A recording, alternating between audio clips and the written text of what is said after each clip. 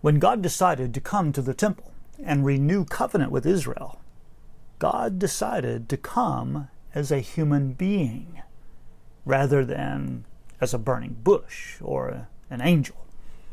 God decided to come in the flesh rather than as a temporary theophany like God's appearance to Israel in the fire and the cloud. God did not come to the temple in some kind of spiritual or celestial form, but in the flesh. I suppose God could have simply created a fully mature human body and united with it, but God did not intend to simply be a human being, but rather to fully live out a human life. Rather than dropping out of the sky as a fully developed human, God decided to be born, grow, mature, and eventually die. In other words, God intended to fully experience human life from birth to death. Therefore, the Creator sent the Son, the one through whom God created the world, into the world. And the Son became human through birth, born of a woman named Mary. Ever since, generations have called Mary blessed and favored by God, as the one through whom the Son of God became flesh and entered the world. This was the Trinity in action. The Father sends the Son enters the virgin womb of Mary, and the Spirit is the means by which Mary conceives and gives birth to a human child, who is called the Son of the Most High.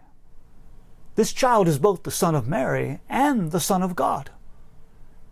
This one is both human and divine. God became flesh through a woman named Mary. This does not mean that Jesus is half God and half human. On the contrary, the Son, who is fully God and the very agent of creation itself, became flesh, and as flesh grew into the fullness of human life. Fully God became fully human without ceasing to be God. In this way, God truly and fully identifies with us. Through a full immersion into the human condition as a human being, God learned to empathize with us. When God became one of us, God fully experienced what it meant to be human, to feel like a human, to struggle as a human, and to experience the limitations all human beings share.